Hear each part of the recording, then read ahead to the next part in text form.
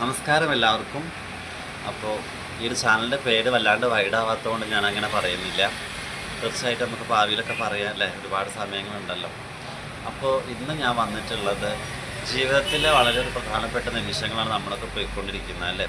നമ്മുടെ ജീവിതത്തിൽ ഒരു നിമിഷവും അപ്രധാനമല്ല, എല്ലാം പ്രധാനമുള്ളത് തന്നെയാണ്. കാരണം ഒരു വ്യക്തിയെ സംബന്ധിച്ചിടത്തോളം അവൻ്റെ ജീവിതത്തിലെ എല്ലാ നേരവും എല്ലാ നിമിഷങ്ങളെ പറ്റിയിട്ടും അവനൊരു ആവശ്യമായ ഒരു സമയം വരും. അതുകൊണ്ട് എല്ലാ നിമിഷങ്ങളും മനുഷ്യന് പ്രധാനമുള്ളത് തന്നെയാണ്.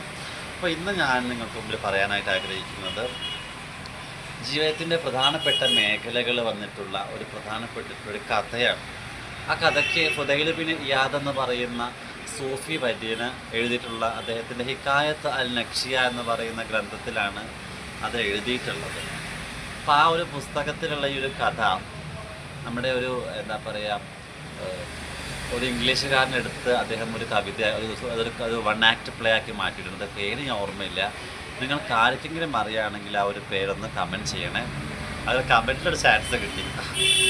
അപ്പോൾ അതിൽ ഇന്ന് ഞാൻ പറയാൻ വേണ്ടി പോകുന്നത് വെച്ചിട്ടുണ്ടെങ്കിൽ ആ അപ്പോയിൻമെൻറ്റ് ഇൻ സമറയിലെ അപ്പോയിൻമെൻ്റ് ആണ്. അപ്പം ഈ ഒരു കഥ തുടങ്ങുന്നത് ബഗ്ദാദിൽ വെച്ചിട്ടാണ്. ബഗ്ദാദിലൊരു വ്യാപാരി ഉണ്ടായിരുന്നു. അദ്ദേഹത്തിന് ഒരു സെർവൻറ്റ്, ഒരു അടിമയുണ്ടായിരുന്നു. അപ്പോൾ വ്യാപാരി അടിമയോട് പറയുകയാണ് സാധനം വാങ്ങാനായിട്ട് മാർക്കറ്റിലേക്ക് പോകാനായിട്ട്.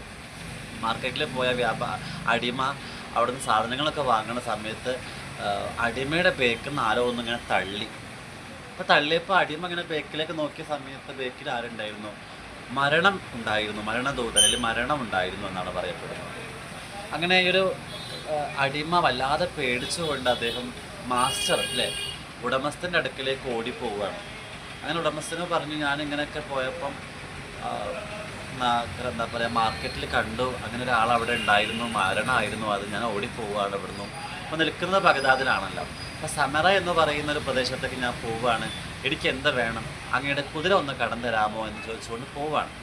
അങ്ങനെ മാസ്റ്റർ കൊടുത്തു. അദ്ദേഹം അങ്ങനെ സമറയിലേക്ക് പുറപ്പെട്ടു അടിമ. അപ്പോൾ ഇത് അറിയാൻ വേണ്ടിയിട്ട് നമ്മുടെ മാസ്റ്റർ നഗരത്തിലേക്ക് വരികയാണ്. അവിടെ മരണത്തെ കണ്ടു അദ്ദേഹം. അദ്ദേഹം അവിടെ വെച്ചൊരു മീറ്റിംഗ് അവിടെ ഉണ്ടാവുകയാണ്. എന്താണ് നിങ്ങൾ എൻ്റെ അടിമയെ ട്രംബിൾ ചെയ്ത് പേടിപ്പിച്ചിട്ട് അദ്ദേഹത്തെ വല്ലാതെ നിങ്ങൾ പൊറുതിമുട്ടിച്ചെന്നൊക്കെ ചോദിക്കുകയാണ്. കഥയല്ല, എന്ത് വേണമെങ്കിൽ പറയാമല്ലോ. അപ്പോൾ അതുകൊണ്ട് അങ്ങനെ അടിമക്ക് വന്നിട്ടുള്ള കാര്യങ്ങളെ പറ്റിയിട്ട് ചർച്ചയായപ്പോൾ മരണം പറഞ്ഞു, ഞാൻ അടിമയെ പ്രയാസപ്പെടുത്തിയിട്ടൊന്നുമില്ല.